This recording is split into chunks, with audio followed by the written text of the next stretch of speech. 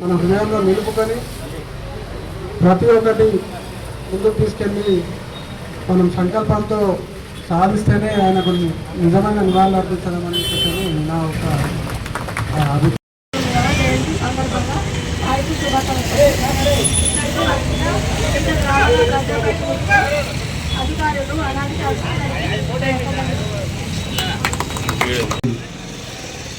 పుట్టినరోజు సందర్భంగా ఆ రోజు వేదికపై మీరు అన్నట్టు మనకు భీమలో ప్రధానంగా 4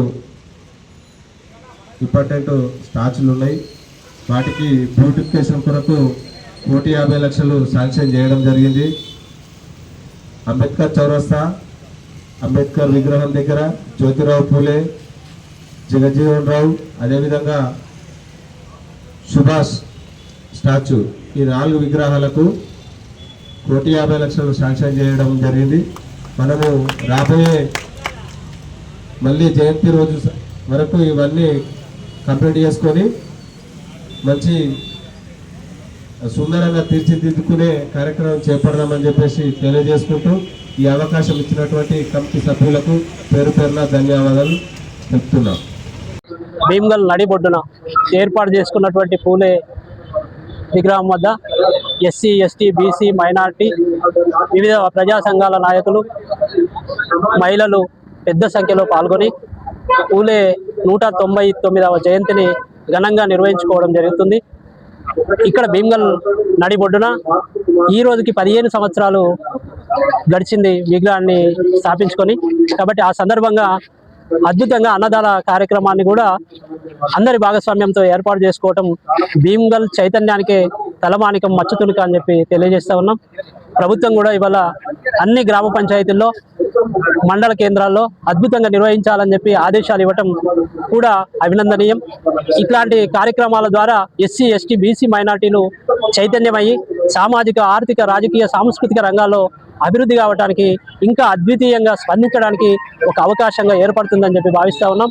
ఈ భీమ్గల్ కేంద్రంగా ఎస్సీ, ఎస్టీ, బీసీ, మైనార్టీ, దళిత ఐక్య సంఘటన, ఇంకా ప్రజా సంఘాల జేఏసీ, రకరకాల జేఏసీలుగా ఐక్య ఉద్యమాలు ఇక్కడ నడుస్తూ ఉన్నాయి.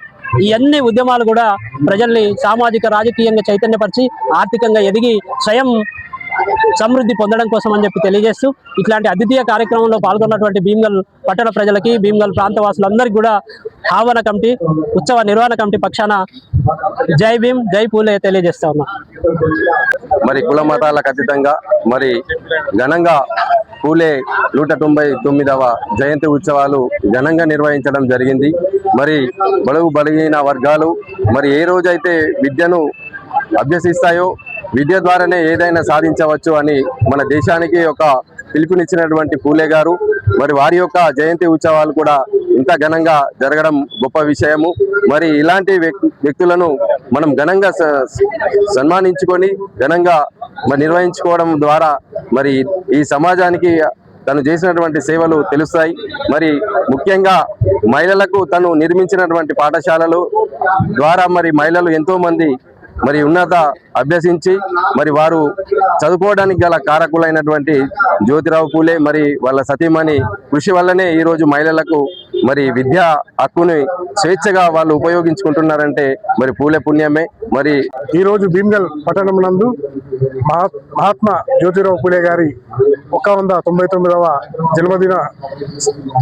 జన్మదిన ప్రోగ్రాలు ఇంత ఘనంగా ఏర్పాటు చేయడం చాలా గొప్ప విషయము.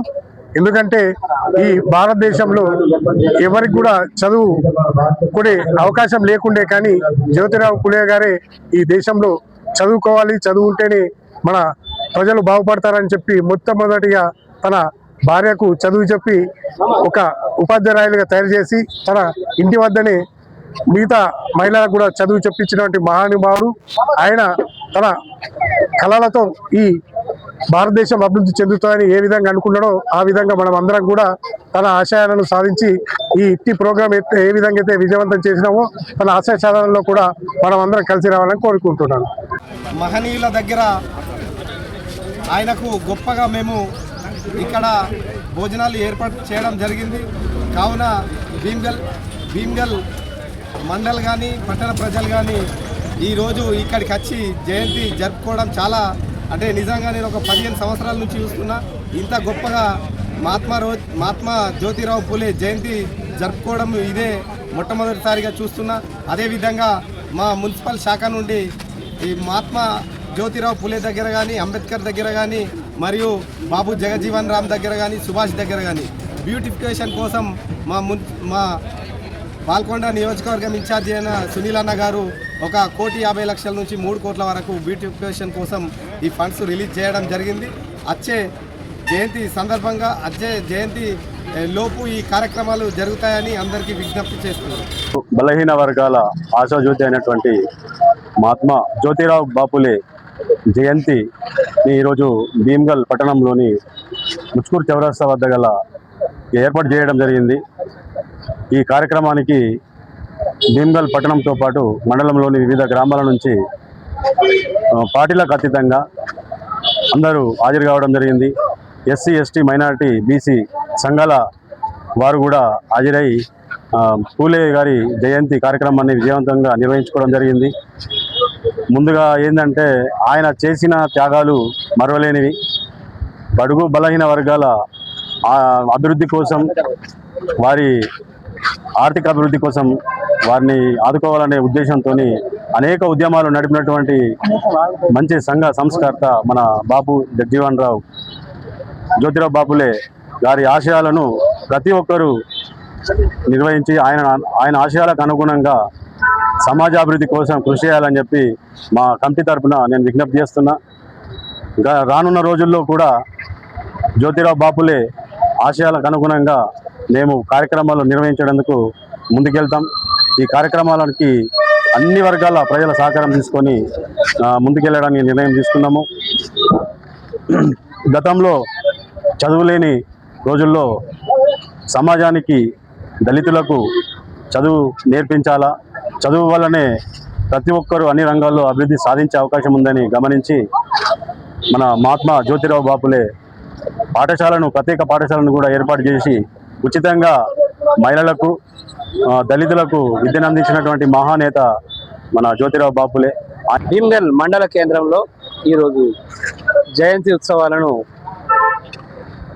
బీసీ, ఎస్సీ, ఎస్టీ, మైనారిటీ, అలాగే కమ్యూనిస్టు, విప్లవ పార్టీలు ప్రధానంగా ఈ కార్యక్రమంలో పాల్గొనడం అనేది జరిగింది.